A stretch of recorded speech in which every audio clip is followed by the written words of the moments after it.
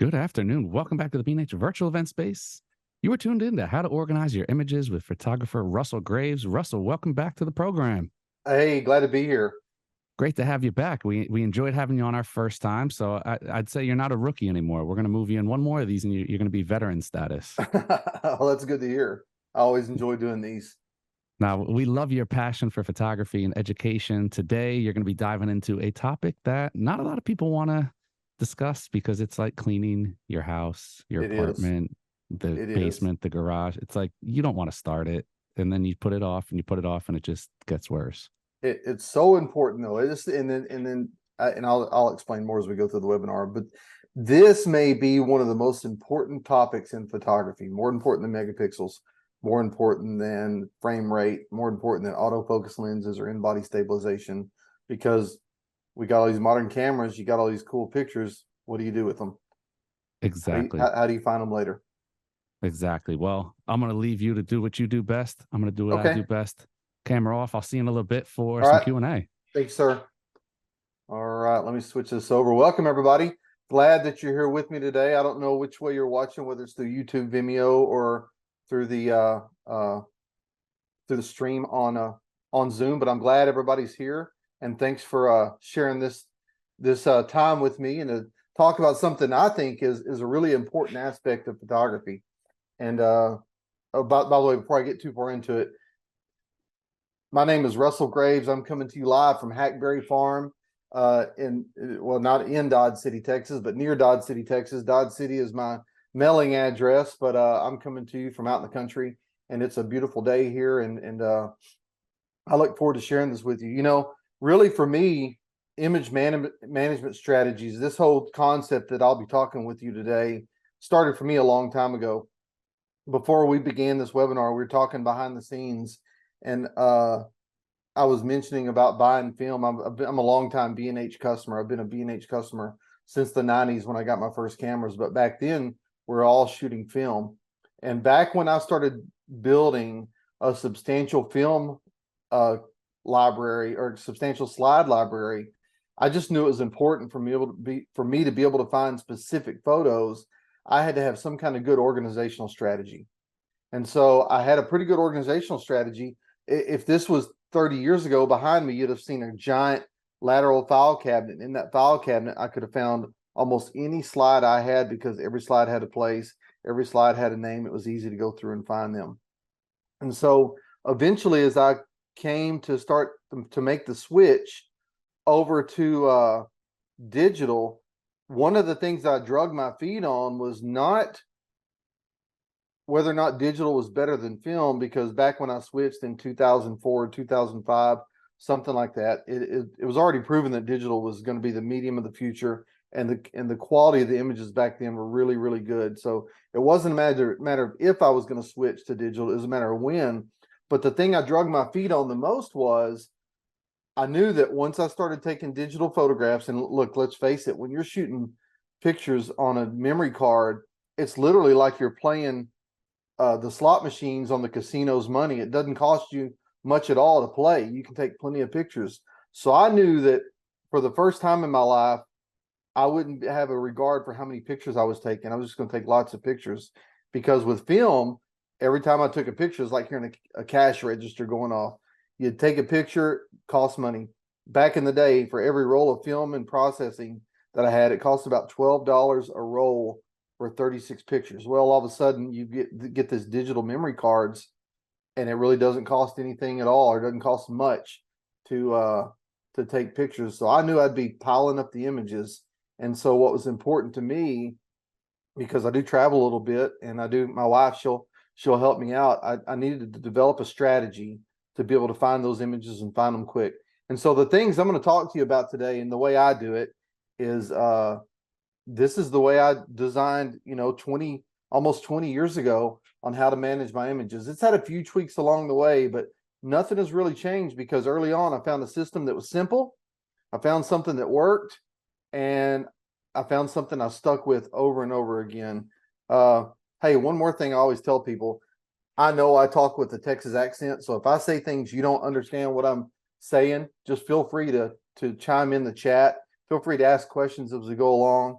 and I'll make sure I get to your Q&A as we go through here. So the way this is going to work today is I'm gonna show you through my presentation some of the strategies I use, and then we're going to show you where the rubber meets the road. I'm going to switch over to Lightroom and a couple other tools I use to help me accomplish what I'm going to talk about today.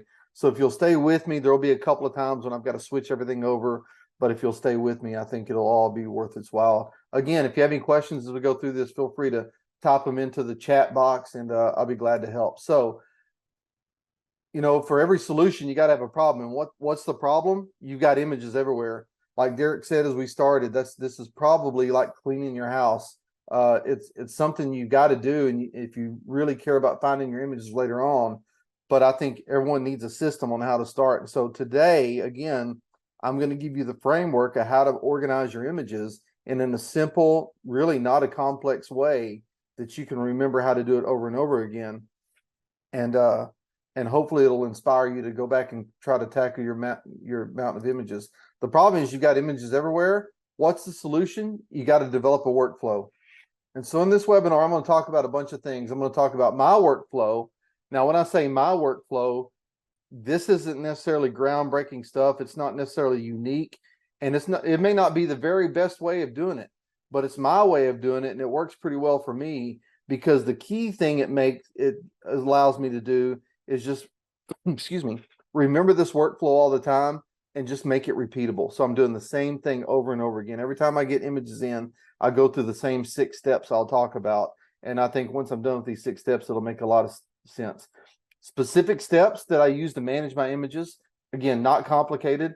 I'm not a complicated guy. I love simple solutions, and I love simple common sense solutions. So that's what we're going to talk about today. And then I'll talk about the specific tools I use to manage my image. And notice I said tools in parentheses, because there's a couple of, I use Lightroom. I use a couple other software solutions that really help me out, but they don't make the process complicated. And then in the end, like I mentioned before, I'm going to show you how the whole process works in the end and how I do things. And so what's the key to managing your digital collection? It's really 2 words, and this is efficiency and consistency. One of the things I think about all the time in my workflow is, how can I make it more efficient? And in other words, how can I make it take less time? Because the truth is, if something becomes daunting, and I'm the world's worst at it, if it's very hard at all, I'll put it off and put it off and put it off till I don't do it at all. And that's the thing I hear from a lot of people. You know, I've given this talk a lot. I've taught this stuff to a lot of people. I've, you know, had casual conversations with photographers who say, you know, it's just, I don't know where to start. I don't know what to do. And so I just don't do it at all. And so one of the things you're going to notice in this presentation I'll bring you today is how just efficient the system is. And it makes it pretty easy. And I'm always looking for ways to make the whole process more and more efficient.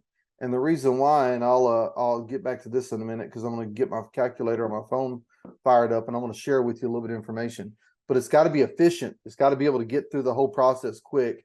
And then the main thing is, it's got to be consistent. You got to do the same thing over and over and over again. And really, whether you're in software development, or whether you're in some kind of manufacturing, or whether you're involved in any kind of business that requires a process, the consistent thing is the key. You've got to be able to just continually replicate that same system over and over again. And so the consistency part comes where the workflow is pretty simple. And so before I go any further, the efficiency part, this is what I was going to show you. I take about 100,000 images a year. I take a lot of pictures. If I take about $100,000 a year, for the sake of efficiency, if I can figure out how to save 4 seconds per image, it's probably a little more than that actually, but if I can figure out how to save 4 seconds per image, that's 400,000 seconds. Now that number doesn't mean much to me at all, but if I drill that down to how many minutes and how many hours that is, 4 seconds per image ends up being 111 hours per year I can save by just thinking efficiently. And so some of the tools I'm going to use with you today do just that. You know, I may have to skip around a little bit and use software A before I end up using software B, but the whole thing is based around how can I be efficient, not only efficient in ingesting these images when you get them into the computer or on your computer, but also efficiency on the back end when it comes to really looking for a needle in a haystack and how you do that a lot quicker. And so I'll give you a preview of the equipment I use. It's nothing exotic. I've got a 27-inch iMac. That's what I'm bringing to you today. I've got a Synology network attached storage drive that I primarily use to archive my pictures. That's actually going to change soon. I'm not a big fan of those because of my lack of technical skills. I've found that the Synology network attached storage drive to be a little bit tougher than I wanted to be to set up. So I'm going to go with the direct attached storage, so it really looks like I'm just plugging in a big hard drive. And then I've got the online storage system, which is my backup. It's the typical 3-2-1 backup you hear everyone talking about. 3 backups in 2 locations on 2 mediums, 1 offsite. And so that's what I still practice that system as well. I use Lightroom Classic as my primary way I manage my images. And then I use Photo Mechanic as the secondary way of managing my images. And we'll get into those as we go. And so my workflow is a 6-step process. And I'll go through these steps individually right now, but I'm going to go drill down each one of them as I go through this presentation. Again, if you have any specific questions for me as we go along, feel free to pop them in the chat and we'll answer those in detail towards the end of the presentation. So the first step is I download the images. The second step I take is a quality edit. Again, I'll explain these more in detail as I go along the presentation. The third step is I rename the images, and you may be thinking, why is that? And I'll tell you a couple of good reasons I think in a minute. The fourth step is I apply color labels to everything. The fifth step, I keyword the images, and then the final step I do is the final filing of these images. And I'll show you my strategies of what I do to file them and how I file them and what my thinking is behind all of it to hopefully it'll make sense to you. And so let's go to each one. So step 1 is download. You know, we go out into the field, we take a bunch of pictures, we get them back to the computer, and the first step is I download the images. And then the one thing I do, and this is one of those things that this is the way I started doing a long time ago, and I've never deviated from this because it's just a simple step I can take, and it helps me sort of launch the whole process from here. But all the pictures I take get downloaded into one central folder on my desktop. I've got a folder on my desktop I'm looking at right now. It's called New Pictures. And so whenever I get in, I can either just drag and drop, open up my card in my Finder window on Mac, and then, or I think it's Explorer window on PC, and then just drag all those images into the folder. Just a simple file copy is all I do. And I start with them there because I look at it in the sense of it's almost like a retail store. If you're thinking about Walmart or thinking about Target or any retail store, they may have a big warehouse in the back, and so those trucks are bringing all that merchandise into the warehouse, and it all gets loaded into that central warehouse. Well, after it gets loaded into the central warehouse, then people start processing each step of it and then get it out onto the shelves. And so one of the big reasons that I've developed these fast workflows is really it's almost like a retail model in the sense that for me,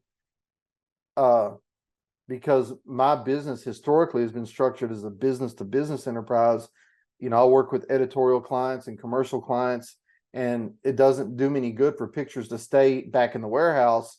You know, any kind of retail store will tell you, like Target, in order for them to make money, they've got to get the product out on the shelves. And so this is what I'm doing. So everything comes into the warehouse, and I'm going to process them each step of the way to get those things out on the shelves so I can monetize them and make money to keep my business afloat. So all the pictures get downloaded into a central folder on my desktop first. That's a pretty straightforward act to do. And so step 2 comes the quality edit. And so really the quality edit's pretty simple. I do 2 passes on my edit. Number 1 is I go through the first pass and I delete images based on quality factors, like, is it in focus, acceptably in focus? I mean, can I get by with that picture? Because sometimes, whether it's just we've all done it. If you take pictures enough, you know, you just take a bad picture from time to time. So I look for those bad pictures, and then I also look for pictures that don't have the proper exposure, something that I just can't fix. And like someone told me a long time ago, don't fall in love with something that won't love you back, and a bad picture will never love you back. And so once I identify those bad pictures, I delete them from that folder, just get rid of them for good. And I'm done with them. And I don't delete them on the back of my camera because I really want to take a good look at everything on my computer screen. And that way I can make a better assessment if there's a good image or a bad image. And the software program I use for that is Photo Mechanic. And the reason why I use that is because I think Photo Mechanic, because it was designed this way. And look, I'm not sponsored by any of these companies, just full disclosure. So I don't have any reason to tout one product over another. I just found these products to be helpful in my workflow and wanted to pass those on to you. But Photo Mechanic is so much faster at just that initial process of going through the images quick and looking at them, doing a quick pass through them. You know, if you've taken enough pictures and you in your photography, you train your eye where you can spot a bad picture in a split second. And so by using Photo Mechanic, you almost can't outrun. I know I'll show you later on in the demonstration. You almost cannot outrun as fast as I can push the right arrow key on my computer. Photo Mechanic will render the next image. I've noticed with Lightroom and the way my computer's set up, it'll get to the point where it'll slow down after a while. And so I can't go nearly as fast. And so in the interest of just making things efficient and saving time, Photo Mechanic was a modest investment for me to be able to go through the images a lot quicker on this first pass. Now, I will say that there are some other alternatives, but I've used Photo Mechanic for a few years now and it works well for me. I've just really seen no reason to change. And so the second pass I do is where I pick the images that I'll eventually edit and place on my website or deliver to clients now, or put on social media or whatever. And so what I mean by that is, like I'll show you some examples in a minute where, I was in Yellowstone about a month ago. I may have took 200 pictures of the same bison standing the same way. And I do that a lot of times just for insurance, in case an eye blinks or in case his tail swishes in a different way. I just shoot a lot of pictures. I'm there to take pictures, so I shoot a lot. And so that second pass, I may not pick out every single image to edit in the end. I'll just pick out the few that I'm going to show to someone or pass on to a client or put on my website. And so the second pass I make is when I'll ingest those pictures from that folder into my Lightroom catalog, and then I'll start making the picks based on the pictures I'm going to actually do something with. And then step 3 is where I'll rename the pictures. Now, a lot of people ask me questions. This is one of the common questions I get when I teach this, but I rename all of my images. And I do it for a couple of reasons. One's an antiquated reason, but I still do it because it's a system I used a long time ago. And that is, in the early days of doing editorial photography for magazines, I would more often than not, 2 or 3 times a month, maybe more than that, get an email from a photo editor. And the photo editor would say, they'd send a picture out and they'd say like, oh, we don't know who took this picture. Can anyone claim it? And so even though I would embed my metadata information in the picture, I didn't assume that everyone that I dealt with knew how to read the metadata. And so one of the practices that I came up with is just I started putting my last name in renaming all my images with my last name as the prefix to the image number. And so an example I'll show you is like that. So every one of my images get a name, Graves, which is my last name, dash, and then some sort of numeric, some sort of number after that. And if you wanted to get really fancy, and I don't do this, you could do an alphanumeric number where all the letters and the numbers meant something, like the year it was taken, or a letter like a MA for a mammal, and then you could, there's a billion different ways you could do it. I've never really gotten that complicated. I just keep mine pretty simple and name it Graves dash whatever. Really, for so that's a pretty proprietary reason for doing that. I think today with the clients I use, they all know how to read the metadata, and so I really don't have to put my last name in the file name of the picture anymore. But I still do that because it's like every other image that I've got is named. And by the way, I've got almost 1 million images in my on files that I manage. But really, what I've noticed, the best reason. Now, this may be a Canon specific issue, and if anyone has a workaround on this, I'd love to know it, because I've looked and I can't figure out how to do it. But Canon And it may be the same way with Nikon and Sony and Olympus. I don't know that, but I know with Canon, you can change the prefix of the file number, but the last images, the last numbers, once they get to 10,000, it just recycles the number over and over again. So one of the key reasons I think you should rename your images is so you don't inadvertently duplicate file names over time, and give each one their own unique file name, because it would stand to reason, and you'll see what I'm talking about later, that if you end up, I've got a lot of pictures of white-tailed deer, for example. It stands to reason, because these numbers top out at 10,000 before they start over again on my Canon cameras.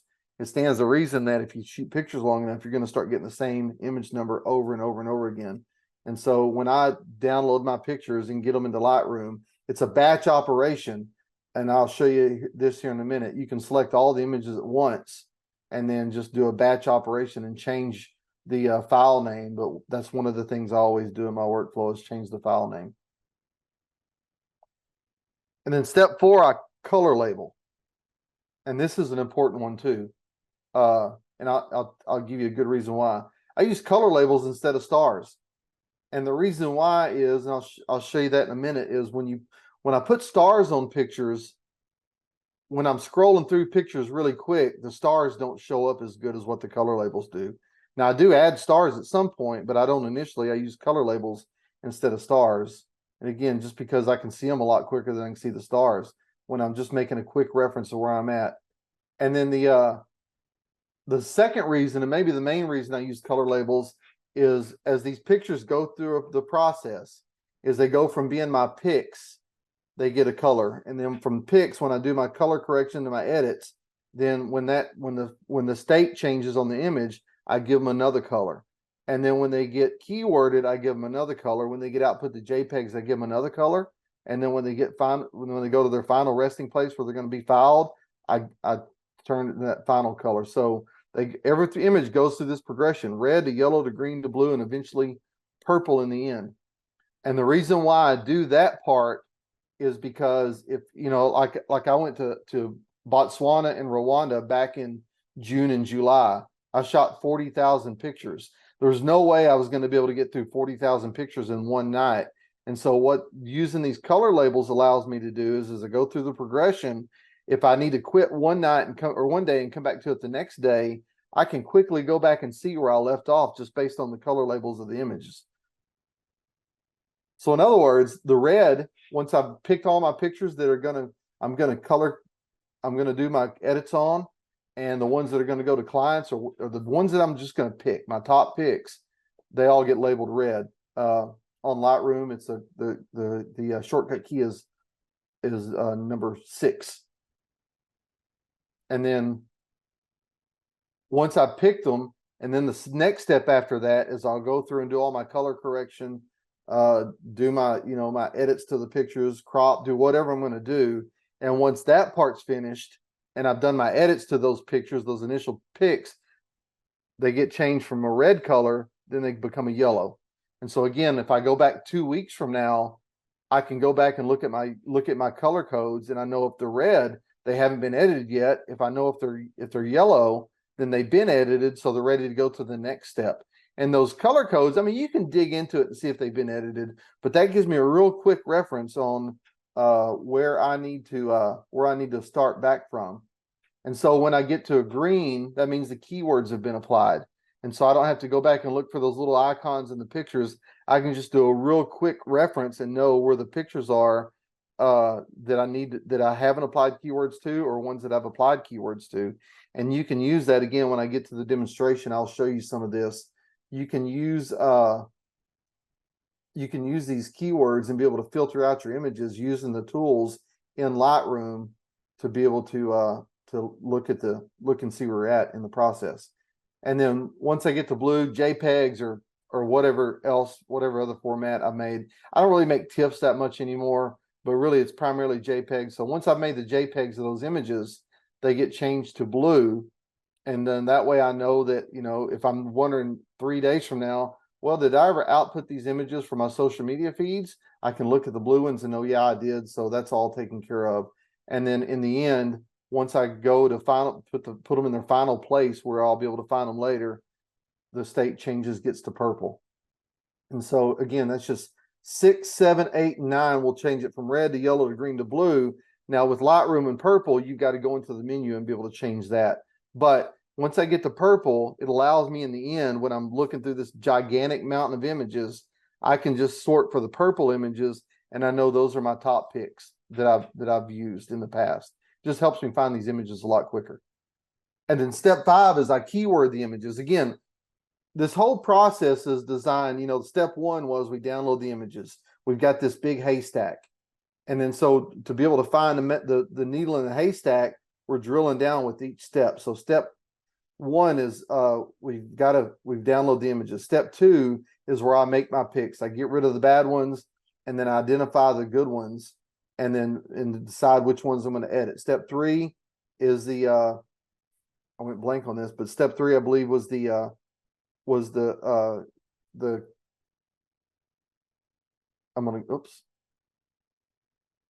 Step 3 was the renaming the images. There we go. Step 4 was to start color coding everything as I go through the process.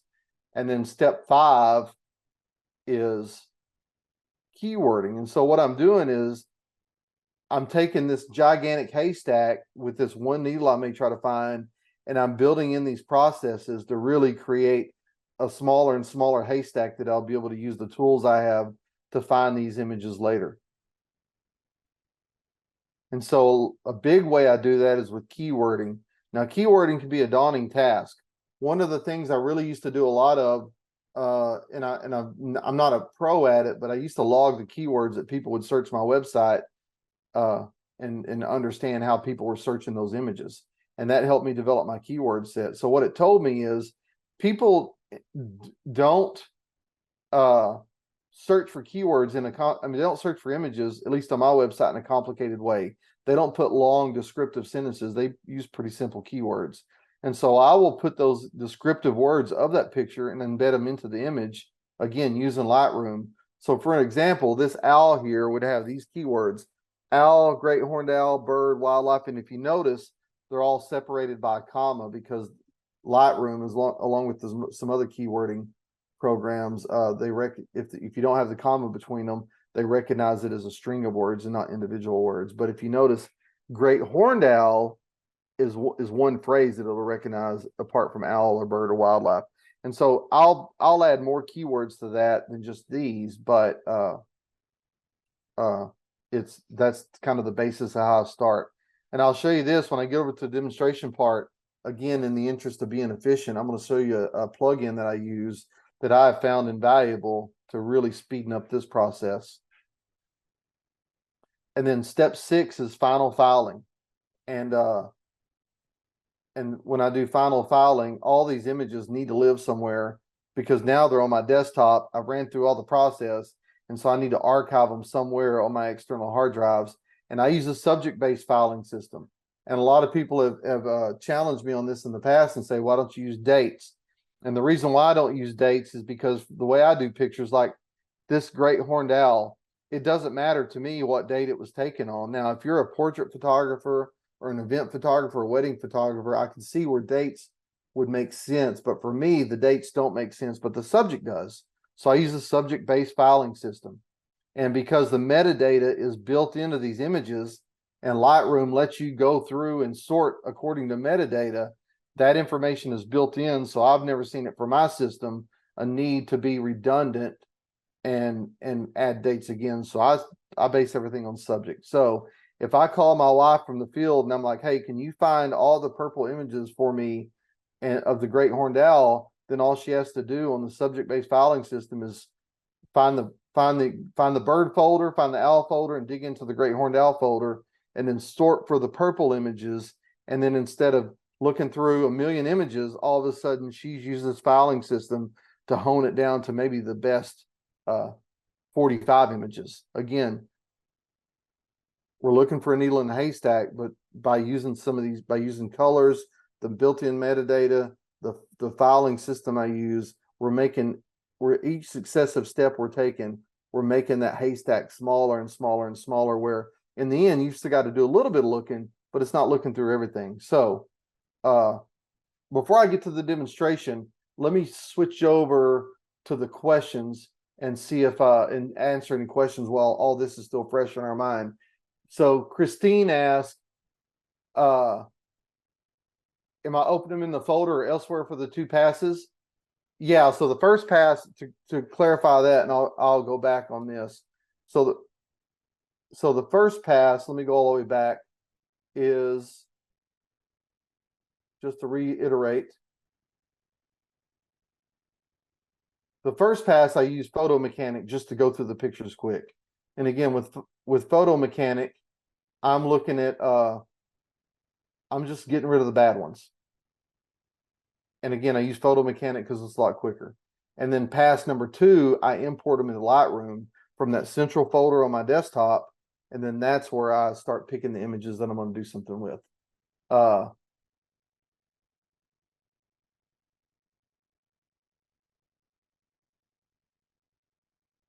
And I don't understand a couple of those questions. So Christine, if you'll clarify some of those questions, I'll ask. Sam says you can incorporate unique data using variables in Photo Mechanic, which is why I like to rename or just ingest with Photo Mechanic. Yeah, that's a good point there, Sam. Allison asked, after step 2 and the second pass, where are the rest of the pictures you didn't pick to edit? They're still in place, and that's where I get to the end where I ultimately file them. So they're still there. It's just they're not the pictures that I'm going to go through and edit. And part of that's time saving. If I've got multiple pictures that look the same or similar, there's really no point. I can go back and edit them later on. There's really no point in the beginning for me to edit every single picture I've got. I'm just only editing the pics that I'm going to do something with immediately. Now, the pictures they'll be archived with later on, I can edit them. Later on, I can edit them. But in the beginning, I just the pictures I need to pick out right then is all I'll go through and edit. So let me get through this. Thank y'all for the questions, by the way.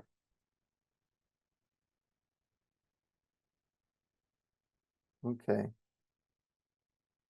So on the demonstration, I'm just going to show you a couple of things. I'm not going to go really deep into the workflow and show you how this works. But on the demonstration, let me switch over.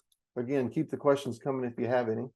Let me switch over here to a different window real fast.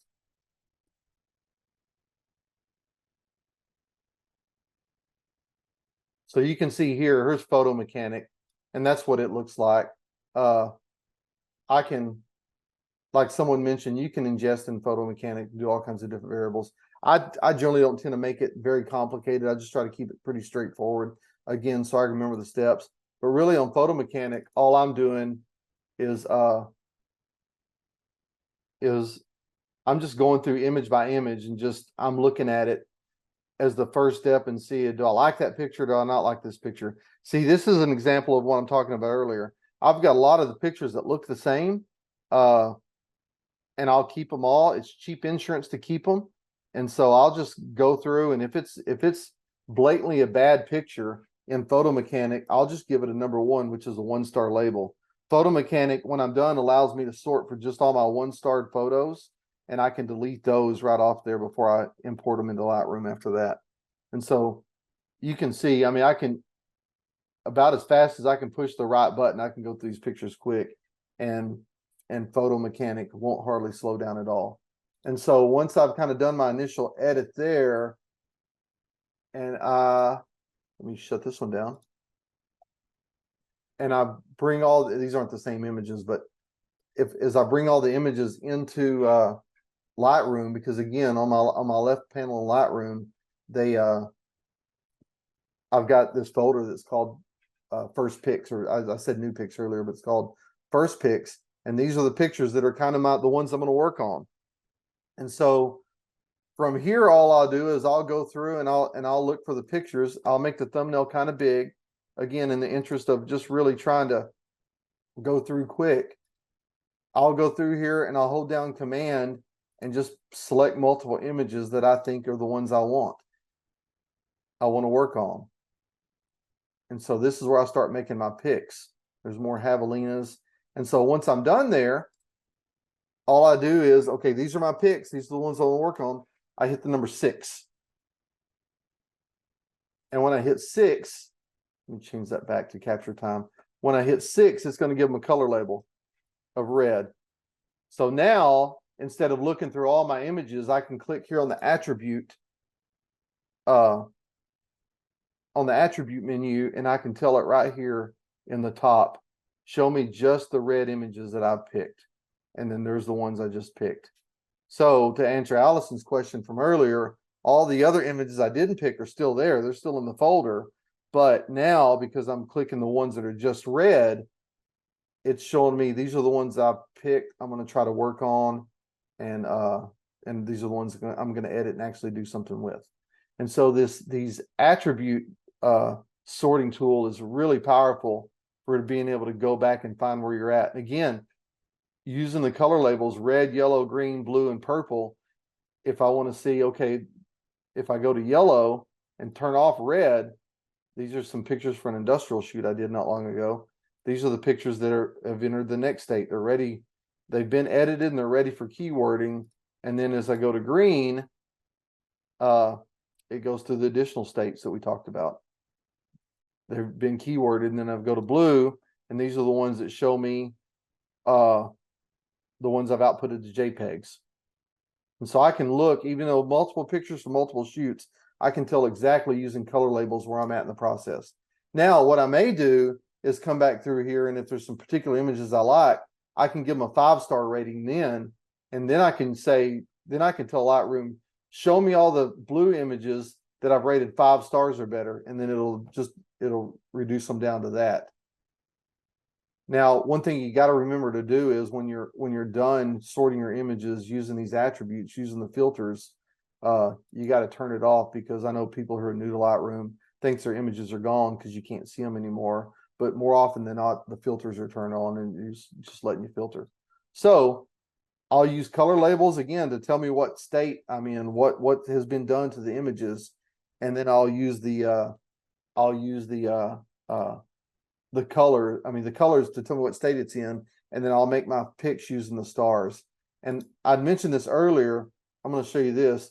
The reason I use colors, because as I'm scrolling through there, I can tell pretty quick which color the images are. But if you're scrolling through at a moderate pace, it's not always apparent which ones have the stars on them. So that's why I use colors to kind of tell me where I'm at in the process. It's just I can identify them quicker. Just gives me more ways to search and more intuitive ways to search than just using stars. But in the end, I'm using a combination of color labels and stars and keywords and metadata to help me find all these images. Okay, so I've gone through, I've edited all my pictures, I've done what I'm going to do to them, I've selected all my blue ones, and then when they're ready to finally file, before I file them yet, I will go and I'll select all of them, and I will just go up to photo, and then here in the set color label, I'll change them all to purple. And then once they've changed all to purple, that tells me they're ready to go to their final filing. So now they're purple. And so because I use a folder-based system, and before you think, wait a second, why don't you choose collections? I'll explain why I do it in a minute. So if you look over here, and this is a little bit hard to see because you may go back and watch the replay of this and see how I do this here. But like in the birds menu that I mentioned before, I've got a folder called birds, and these are all imported through Lightroom. And then I may go down to owls, for example.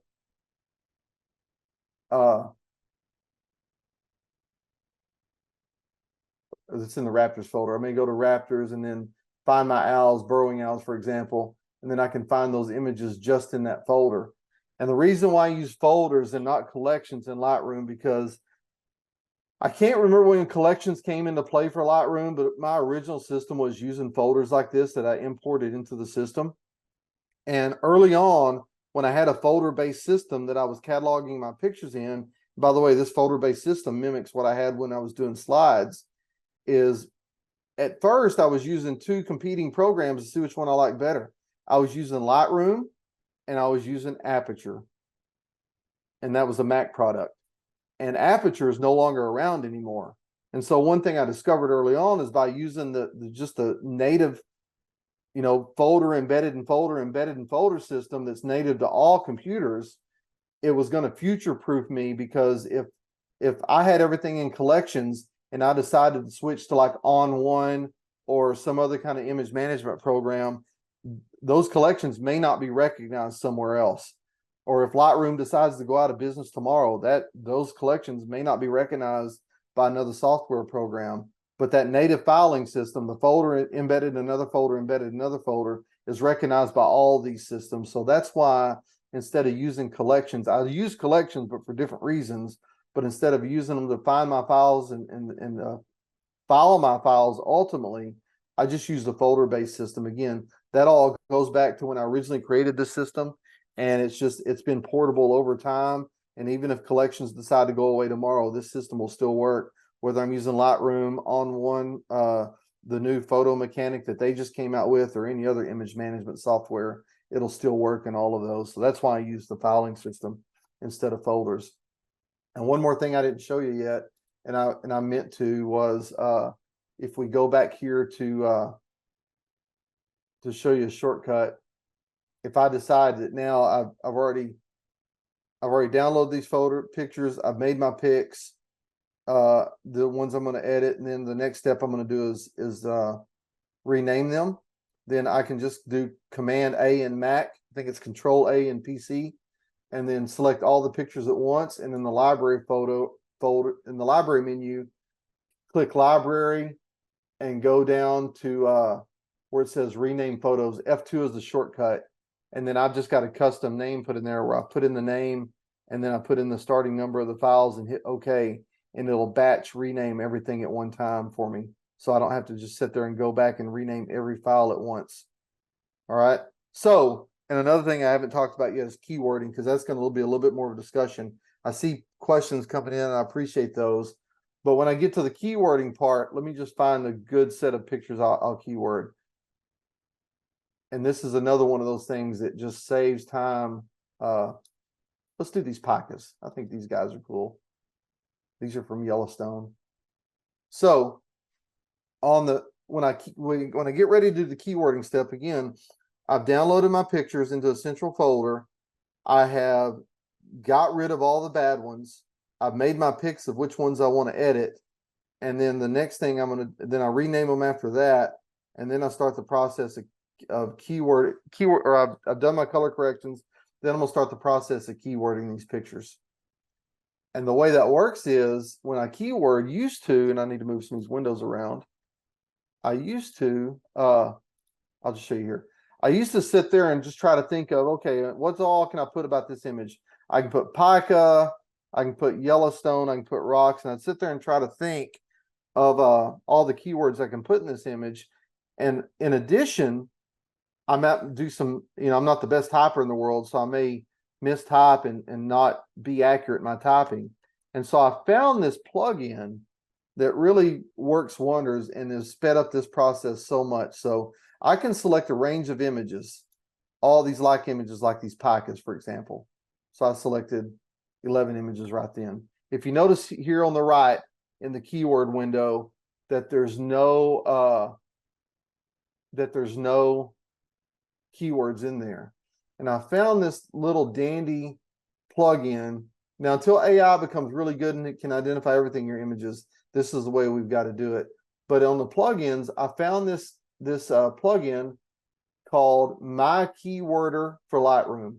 And it's My Keyworder, MyKeyworder, My Keyworder for Lightroom. Again, I don't know the guy that invented this, but whoever did, he did a great job. And it's free to download. All he asks you for is just a donation of whatever you feel led to do. And so I haven't donated lately, but when I open this, you'll see it pop up asking for a donation, and I'll go back to him and donate later, because I try to donate to him multiple times a year, because this one thing has saved me a ton of time. But if we open this My Keyworder for Lightroom, you can see my Safari's bouncing because it's trying to open that donation window. Give that just a second to open up.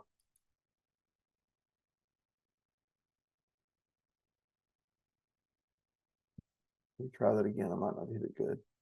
So I'm going to tag these images as a batch. Okay, there we go. And it brings up this window. And so I've got the picture. I'm going to keyword here, and I always select like images to do this that are going to have the same keywords applied to it. And so I may type in one keyword, pica. And I suspect the way this works is it mines its whole database, and I'm going to hit search keywords. It'll mine its whole database and look for like keywords, so you can see they're appearing there. So now all I've got to do is go through and pick out the keywords. Let me close that window. Pick out the keywords that I think apply to this particular picture. So I've got pica, nature, animal, mammal, American pica, rock, alpine, mountain, Rocky Mountains, whatever I think apply. I can pick the keywords I want, and then I hit this right arrow right here, and it puts them in this selected keywords box. And then once I'm done there, I just click Save Keywords to Photos, and it'll do its magic in the background. And then when it's done, we can look back over here, and then we can see that we can look over here. Oops. Too much is going on here. Yeah, I want to close that. Anyway, we can look over here, and now in all these pictures I just selected, it applied these keywords to all those pictures. And so by using that plugin, it has just really sped up the keywording process a lot. And so again, by using color labels, keywords, the metadata built into pictures, and then the folder system, if I were to look for a picture today and I was to say, okay, I want to find a picture of, I would say, a gobbling turkey. I can go in here to my bird folder. And then since that's classified as a game bird, I'll go here and I'll click on my turkey folder. I've got 13,521 images in that folder. And if I can say, show me all the pictures taken in, let that load up. I can tell Lightroom to show me all the pictures taken in 2016 with a 500 millimeter lens. It'll show me just those. I can say, show me all the pictures taken in 2016 with a 500 millimeter lens that I labeled purple. It'll show me all of those. And so by using these tools and using the, so I can say, I'm going to show all dates, show me everything I shot with a, doesn't matter the camera, with a 500 millimeter lens with a 1.4 extender attached. And all of a sudden it says, okay, here's 3,950 images. Then I can say, show me all the pictures in purple. And then now, instead of having all those pictures, instead of looking at 3,957 pictures, I can show me all the purple ones taken with that lens combo. And it says, okay, here's 99 of them right here. So instead of having to look through all these pictures to look for something specific, I can narrow it down to just those. I can even use text if I wanted to. And I can say, okay, show me all the pictures of like a tom, just a male turkey that fits all those criteria. Oops.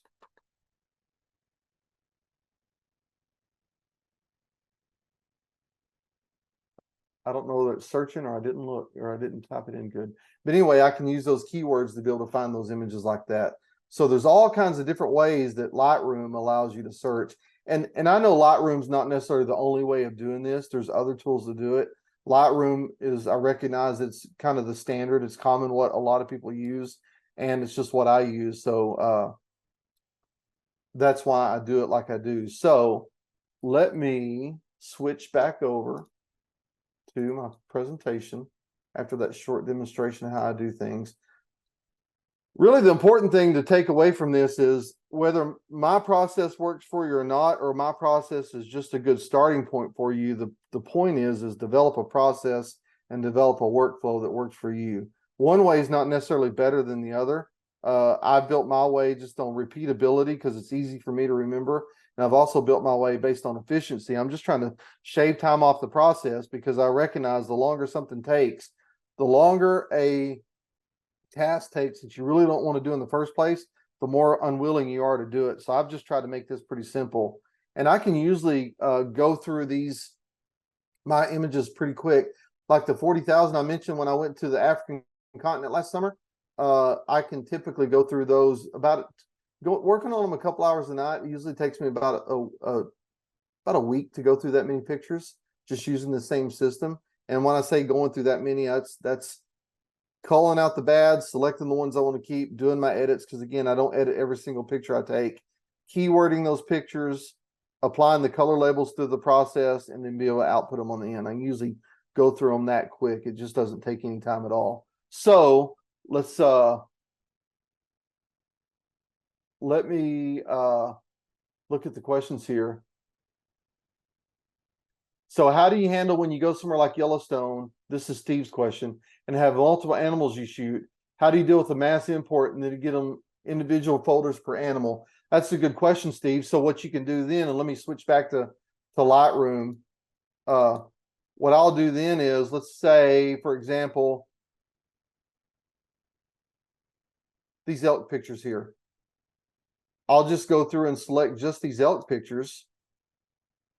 And then I can use those same tools. I can, since I've already keyworded them out of this folder, which I haven't keyworded this, I can just say, show me all the elk pictures. Lightroom will drill it down and just show me the elk pictures. Then all I've got to do is select all of those, and then I can drag those pictures over here to the appropriate folder that they need to be in. And all of this moving gets done in Lightroom, by the way, so Lightroom can keep track of where it's moving these images to. If you do this outside of Lightroom, Lightroom can't keep track of them, and you'll always run into issues. So once you select all of those pictures, all the same type of animals, then it's just as easy again. So I've got these in a mammals folder, and I can go over here from mammals and find elk.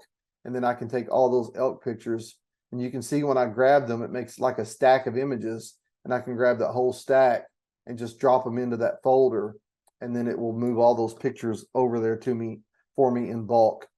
And this is kind of a quirky thing. Follow me here. I've noticed when you're moving pictures, if you're done with the edits and you're ready to do the final filing on all your pictures, Lightroom works better. It doesn't work better. It frees it up if you scroll all the way to the bottom of the stack, and then you start moving them from the bottom and go up from there. And the reason why is as you move up, those pictures are moving off the bottom of the stack, and it doesn't change the picture you're looking at. If you do them from the top of the stack, I found that it's trying to move those pictures. And as you scroll down trying to select more pictures to move, it always bumps it back to the top every time. So if you drag them from the bottom up, you don't get those interruptions that you do another way. So I hope that answers your question, Steve. Let's see. So Dana asked, so does this folder system mirror the folder system on your hard drive? Exactly. So if you look over here on the left, Dana, I build the folder system initially I built it on my computer, and then in Lightroom, where under the folders tab, you can expand it, and you've got a plus and minus there. And so you can, in the plus, you can create a new folder and then add a folder or a subfolder. I always add the folders, and then you can look for that folder on your hard drive and import that same structure into Lightroom. And the benefit of that is it imports the same structure into Lightroom, and then it gives you an idea how many pictures are in each folder. And so as your image collection grows, you can look at all those pictures that you have in there. And so, but that's why I like that folder system instead of using collections. Sam says AI on one photo keyword AI looks interesting, but I've not tried it yet. Yeah, I've tried it a little bit, but it's been a while back, Sam. But I did notice too that it's good on some images, but some images it's not good. So in the interest of just keyword integrity, I still do it myself, but my keyworder for Lightroom plugin again saves me a ton of time. And remember the example I showed you when I said 4 seconds per image, on average, it's probably more than that when you take into account all these steps. You may be saving 10 seconds per image if you shoot a lot of images per year. And if you do that, I mean, 111 hours, just saving 4 seconds per image, just shaving that time off of it. 111 hours, that's almost 3 work weeks a year, 40-hour work weeks a year from not having to manage these images. If you just figure out ways to shave time off that. And that's astounding, because I'd rather spend that 3 weeks out taking pictures of other stuff if I can figure out ways to streamline this process. And that's what I'm trying to show you here. David asked, when did you copy the pictures from the first pics to the individual folders? David, I'm sorry if I wasn't clear on that. I'm sorry. I do that at the very end. So after I've done my edit pics and editing and renaming everything, and I've keyworded them and I've changed the color to purple, at that point I'll start moving them into I call my hard drive the old folks home, because that's where these images go to live out their final days and to get archived. And so the very last step I do, I move them from that main folder that I imported them to. I'm taking them out of the warehouse, so to speak, and I'm putting them out on the shelves, which the shelves are represented by the folders and on my hard drives that I archive my pictures to, these external hard drives that are connected. So I hope that answers your question. Dana says, I like your subject file system, but what do you say about a particular bird taken in different locations? I add it to the keyword. A lot of times for me, Dana, the location really doesn't matter so much, because again, and this is the way my business is structured, because a lot of times a magazine will say, we just need a picture of a feral hog. It doesn't matter that it's taken in Texas. It may need to kind of look like Texas, but it doesn't matter where it's taken. And so locations don't matter much to me. But if locations do matter, then I can just add that information into the keyword and be able to search for that later to be able to differentiate from it. And then Sam says, thanks for sharing today, Russell. Appreciate that, Sam. I would strongly agree with organizing by subject organization by date is just a mess unless you have a perfect memory. And that's why I said what I did, Sam, because I do not have a perfect memory. I'm looking at these pictures of these feral pigs with their babies I took last week, and I'm sitting there thinking, I can't remember what the number one, I can't remember what the date was. Number two, I can't remember what day of the week it was. I know it was late in the week, but that's how bad my memory fails me. But really, the dates aren't important to me, because again, I can look. If you click on that picture and look over here on the right, I took that picture on November 10th at 4:13 p.m. So that information is already given to me. And so that's why I don't recreate it in my filing system, because I can always go back and sort through that thing. So I'm glad we agree on that. Scott Kelby, with a slightly different system, advocates the same idea and got me starting from high level topics, landscape, aviation, wildlife. Yeah, that's what I do. And then I use collections with Scott's system. Yeah, and the collections aren't a bad way to go. And I don't mean to demean the collections. My point on why I don't use collections is because I've tried on one, and I think in a lot of ways it may be a better product than Lightroom. I'm not convinced yet, because I'm not really ready to move. But I'm not going to say Lightroom's forever going to be the standard. And if tomorrow, if Russell Graves creates Hillbilly Images as an image management platform, and I think that's a better solution, I can transport this whole folder system over to that system without worrying about any steps. I can transport it instantly without having to worry about how it's going to read collections or if it's going to read collections. And that's why I use the folder system instead. You also say you're a huge Photo Mechanic fan for speed. Yeah, it is. That Photo Mechanic, and again, in the interest of saving time. Now, if you're only going through a few thousand images a year, it might not make that much difference. But for me, when you're going through just the bulk of images, and again, I spent 3 weeks in Africa, came back with 40,000 plus images, just the ability to go through those as quick as I humanly could and select through them. It's just one of those things that shaves time off the process over time, and really helps me get back to doing what I want to do. But for me, ultimately, and I see some more questions coming in, I'll get to those, but I got to relate this little story to you. But for me, really, the proof in the pudding is, and I don't say this as a negative about my wife, but my wife she is my sort of part-time assistant, because she's got her own things she's got to do too, like being a mother, and we've got another business on the side that she handles most of that. But if I call her from the road, because she virtually knows nothing about the way I file my images, but and she knows probably even less about some of the specific animals I may photograph. But if I called her from the road and asked her and just talked to her over the phone and said, can you go through my archives and find me a picture of a hooded merganser, because you can look here, here, and here, and then click a couple of buttons and find it. She can find any image in my archive within a minute or two. It just takes her no time. And she doesn't know by looking for it, but she knows because of the simple system I've created, I can walk her through the process and she can find any image that I need to find. And to me, that's the best testament that you can plug someone in who knows nothing about your system, and then they can still find what you're looking for within that system. To me, that's the mark of a good system when you can do that, because it's repeatable and it's simple to understand, and it's easy for you to remember that you can walk someone else through it. Dana says, that's a fantastic presentation. Thanks so much for sharing your system. Don't go away yet. I got a couple things I want to share with everybody. And then Steve says, how can you transport when using color labels which are not standard like stars? And I'm not sure what you mean by that, Steve. So if you'll clarify that, I'll be happy to answer it. So let me switch back to, let me share a couple more things with you, because I know we're about an hour into this now, and the time flies when we do this stuff. But this is a topic I'm really passionate about. If I'm really organized about anything, it's this right here. And I really like being organized and all this stuff, because it helps me out in the end if I can find my images.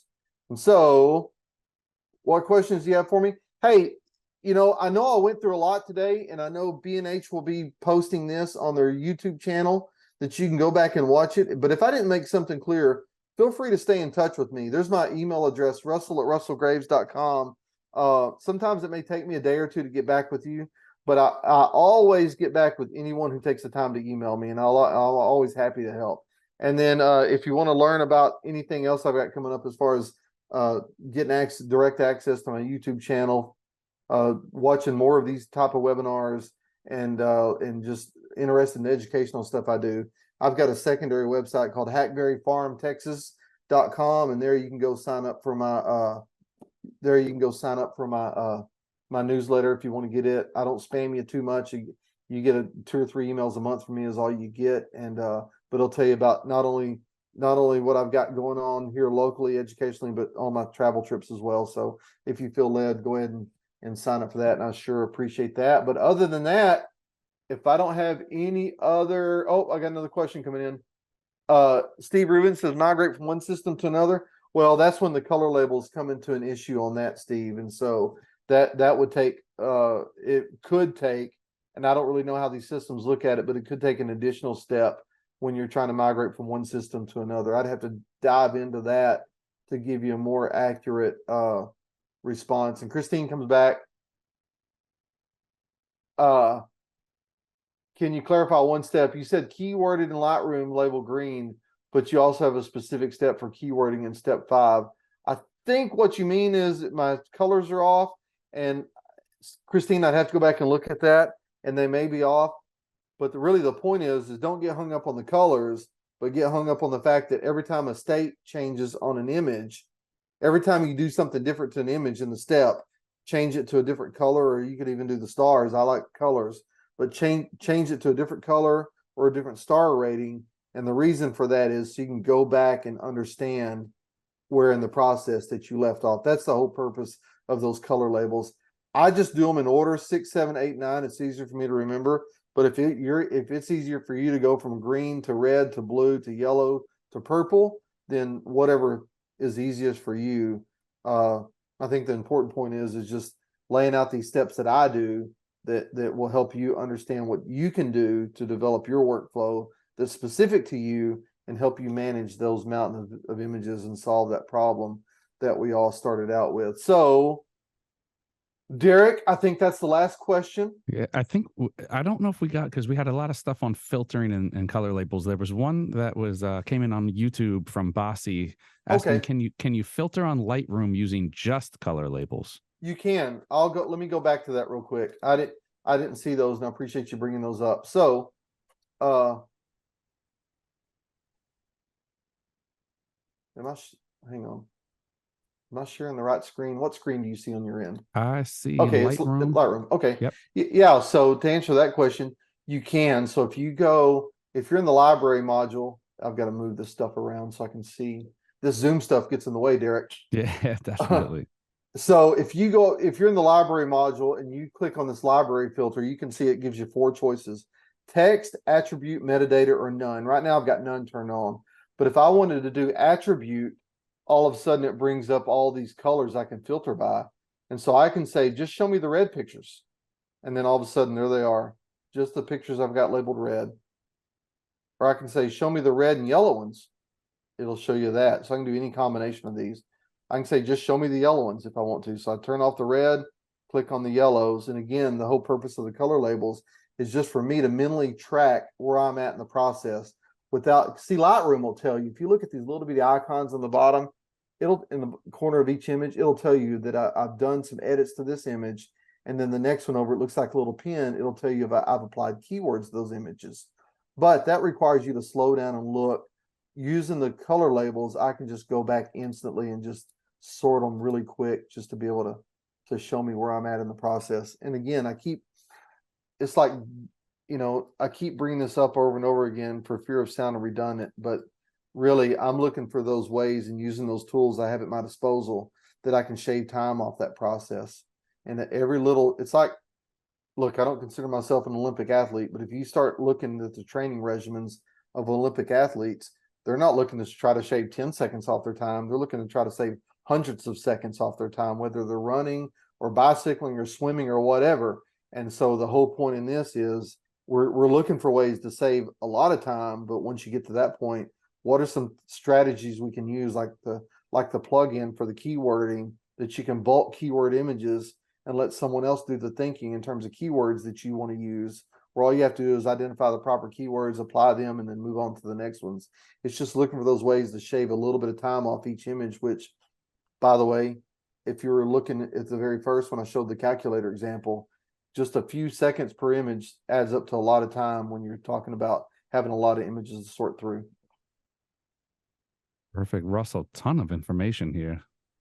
Yeah. Was there any other questions? Nothing that I see. I think you covered it all. I want to send a huge thank you to you. This went above and beyond. I'm gonna have to rewatch this. Yeah, because there's too much information for me to just absorb on the fly. So it's just a great reason why you can always revisit our content on YouTube and Vimeo. So make sure you guys are checking those out. If you are on Vimeo, just check out vimeo.com/BH Event Space.